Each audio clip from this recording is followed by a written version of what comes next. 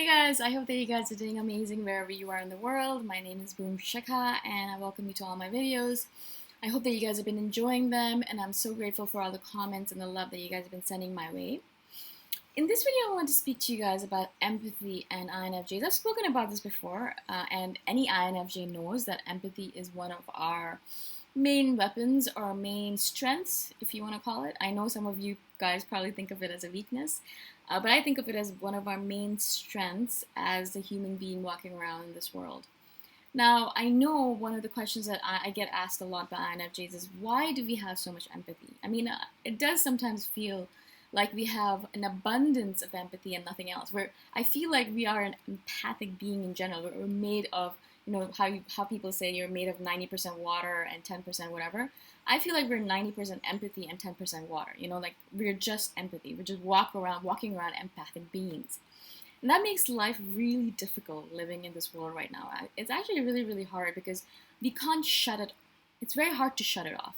You can learn how to shut it off, but as I said, it's one of our strengths. So if you shut off that strength, then what are you really? Like, why are you living in this world, right? So we hate it. We don't like being an empath, but we also don't want to shut it off because we think it's one of our strengths. So it's like a fine balance that we're always walking this tightrope. We're always making sure we're not too empathic, but then if we become too empathic, we go to the other side where we're cold and unemotional, but then we realize we're being too cold and we both go back to the empathic side. It's like a back and forth. I go through this cycle at least 3,000 times in just one day. Sometimes I'm going back and forth, and I'm like, oh, I care so much about you. Oh my God, I don't want to care about people. Oh, I hate people. Oh, I don't know. So the back and forth happens hundreds of times in just one day sometimes. It's so tiring.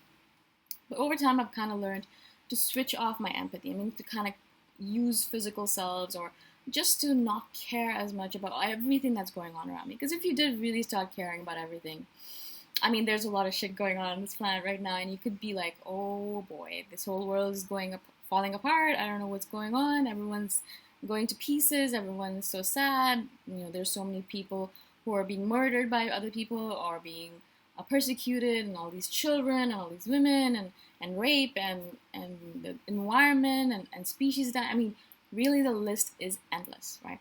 So if you could sit here as an empath and if you start feeling all the stuff that's going on in the world, then you would not be able to live anymore. You would kill yourself. And that's, of course, one of the reasons why INFJs think about suicide a lot is because it gets to be overwhelming at times. And, I will have moments where I lash out at the people I love and I start crying, or I'll just have these moments where I just want to run away from the entire world and hide in my room because I feel overwhelmed by all the emotions that are overtaking me, all of the stuff, all the sadness, all the stuff that's in the world right now.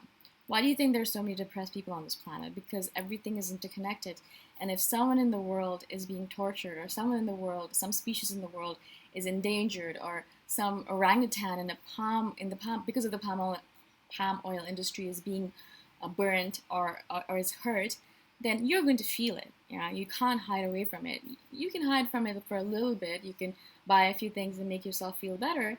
But eventually, if you are a human being, and if you're an empath specifically, you're going to feel the pain of the world, and there's a lot of pain in the world right now. That's the reason why there's a lot of suicide in the world right now. That's the reason why there's a lot of depression in the world right now. That's the reason why there's a lot of sadness in the world right now. There's a reason why there's a lot of hopelessness in the world right now, right? But as an INFJ, we always, we bounce back. We try to bounce back as much as possible. That's one of the reasons why when I did the suicide video where, I'm like, I just have thoughts of suicide, a lot of you guys said, yes, I do. But also, I have hope. And that's one of the key things about an INFJ. We are this hodgepodge, this weird mass of contradictions where we are a lot of hopelessness and sadness and all that stuff. And we are also a lot of hope and joy and wanting for the world to be fine, And then we go back and forth between the two. As an empath, you're going to feel sometimes that you are just way too empathic. It is extremely tiring to be this empathic. Actually, a lot of times, I know when I was younger, I wish that I didn't care so much. I wish I didn't feel so much. I wanted to be a thinker, actually. Whenever I meet a thinker, like an ENTP or an INTP, I feel so jealous of them. And they say to me, that they wish they could feel more. They're too much of a thinker, and they wish that they could feel more. But I always used to think to myself, oh man, it's so tired and feeling so much all the time. I wish I was a thinker. I wish I could be more cold. I wish I could feel less. And so over time in my 20s, I built myself up so that I became more of a thinker, where I shut my feeling side off, became that robot that I wanted to become. But I realized, as everyone realizes at that point when they do that, is that you basically cut off a huge part of yourself by cutting off your feeling side, because we are feelers. If we cut that part of ourselves off, then we are half of what we are actually. We become less of a human being. We become less of who we really are. That vibrancy, that quirkiness, that beauty of us as being a whole human being is halved. It becomes less so. And the intensity and the joy and the beauty that I have right now, if I cut off that feeling side, it's just gone. I am not as amazing or as much of a beautiful being as I could be if I cut that part out, or if I didn't have that part. So there's a reason for why we have all this empathy. I know I tell you guys over and over again, there's a reason for all of our quirks or flaws or whatever you call your flaws, or all of those parts of yourself that you don't like. There's a reason for all of it. We're not here randomly sitting around doing things because nothing is random. Nothing is a coincidence. The reason you are an empath is because the world needs more empaths. If everyone stopped caring about the world, can you imagine the state of the world? I mean, partly it does seem like no one cares about the world anymore because people just throw garbage everywhere and they throw plastic into the ocean and they do stupid things. So sometimes it does feel like no one cares. But if no one really did care, then there wouldn't be people on this planet right now who are trying to clean up the ocean. There's so many companies out there who are going out there and trying to clean up the Great Pacific Garbage Patch. There's so many people out there who are trying to build new sustainable ways of doing things, where they're building bamboo straws instead of plastic straws, or they're building making disposable plates out of wheat bran, or there's a billion amazing innovative things going on the planet right now because people did not give up. They didn't think, oh, everything is shit, I don't care anymore, nothing that I do is going to change the world anyways, the world's going to end soon anyways, so why should I care? I'm just going to switch it off. I'm going to stop feeling, I'm going to stop thinking, I'm going to stop caring. And if that happened, then all these people wouldn't be doing all this stuff. They wouldn't be trying out new ways of living, new ways of doing things. The zero waste thing wouldn't happen. The minimalistic lifestyle wouldn't happen. Vegetarianism or veganism wouldn't happen. All of these things are happening because people care. And they keep on caring, even despite the odds, even despite the fact that sometimes it feels like me doing one thing here is not going to change the entire universe, right? So what if it doesn't? At least you can go to your deathbed thinking, yes, I did my level best. Even if it didn't do much in the general scheme of things, at least I did my level best to be the best person possible. And if I did my level best, I can go to my death, or I can go to the afterlife, or whatever you believe in the best possible form. I don't have to worry about the fact that I lived a life of shoddiness or of uncaringness or whatever it might be, right? But as an empath, I do recommend, if you are an INFJ or an empath in any form, because INFJs are not the only empaths on the planet, right? There are other empaths, there are other types that are empathic. And so if you are an empath of any kind, whatever kind you might be, if you are an empath, I do recommend that you start learning how to physically or mentally or emotionally not cut yourself off from that emotion or from the empathic nature, but to shut it off for moments at times, or minutes or days when you need to shut it off. I do go through phases where, as I said, I shut it off for a few days, I shut it off for a few hours, I shut it off for a few minutes because I need to do that. For example, if I am in a subway station or in a subway car and there's this individual in the subway train that is being extremely energy vampirish, or is pulling a lot of energy from me, or is taking a lot of my empathic energy to deal with them. If it's taking a lot out of me, then I will shut myself off for a few seconds. I will shut it off. Now there's a lot of random ways to do this. You can physically do it by holding your heart and or putting your hands over your heart, so you're cutting off, basically physically cutting it off.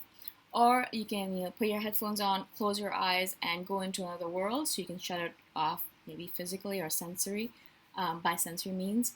Or you can just walk away from the situation. So avoidance is a great technique. I do use it all the time. As soon as that something goes where I'm like, I don't think I can help the situation and it's really draining me, I'll walk away. Someone else can deal with it. You don't always have to be the savior of the world, and I've told you guys this before. You're not always going to be the savior. Sometimes you do your thing and you save the world. Sometimes you leave it and let someone else take care of it, okay? So that's a good technique as well. Avoidance is a great technique. I use it all the time. It's one of my favorite ways of dealing with the world right now, especially where there's a lot of weird stuff going on around me in this physical world. And I'm like, okay, you know what? I think I need to walk away. I need to go for a walk. I need to go pee. I need to go eat something. I need to go take a sip of water. I need to fill up my water bottle. I use that a lot as a way of, oh, I have to fill up my water bottle. I'm sorry, I have to go. Or, oh man, I'm so hungry. I have to go eat something. You know, like things like that. Sometimes it can be a trap though, because they're like, oh, I'm gonna go eat soon too. Do you want to eat together? And I mean, I'm strong enough to say, I'm sorry, no, I don't like eating with other people. I've learned to be that person, but some of you might not be, and you're like, okay, fine, let's eat together. And I used to be that person too, so it'll take you time. Don't worry about it. If you are an empath, and if you're young especially, and if you're new to this realm of empathicness, then it's okay. It'll take you a little bit of time to set those boundaries. It'll take you a little bit of time to be like, okay, I've had enough of your nonsense. I need to walk away from you. You know, it'll take you a little bit of time to get to that point where you are going to be all right walking away or avoiding or physically shutting yourself off or emotionally shutting yourself off. It's going to take you a little bit of time. That's okay. Learn the techniques though. That's one of the most important things I can tell you in this video. Maybe I should have said that earlier, but that's one of the things you should learn the most. The most important thing for you to learn is to learn techniques to control this empathic nature of yours, to make sure that it's not on all the time, because sometimes if it's on all the time, it can be a little scary to you. It can be a little burnouty. Burnouty, I thought the word. It can be very exhausting. I know that because I've been there. And if you get exhausted as an INFJ or as an empath, you're useless to the world, because what's going to happen is you're going to shut yourself off from the world for days, weeks, months on end, because you need all that time to get back. You know, you burn yourself out. All of that empathic nature is burnt out. And so if you do that, it'll take you days or weeks to recover, a long time to recover. And then that's the time that you can't be actually in the world and doing good. You know? So my strategy is I'll do a little bit of good during the day, as much as possible, as much as my body and mind can allow. And then as soon as I'm done, as soon as I reach my level, I'm out. And I'm out for the rest of the day. And no matter what happens, even if the world is dying, I don't get out again. Because if I do, I'm going to burn myself out, right? So even with you guys, when you guys message me, I'll reply to messages for the morning, and I'll do that. And then that's it. And then I do my rest of the work, and then I shut off. I shut off and I enjoy myself and take care of myself. I do self-care routine, because if I don't do that, I can't repeat tomorrow. I can't go back tomorrow and answer your messages and do all that stuff, because I'll be too tired.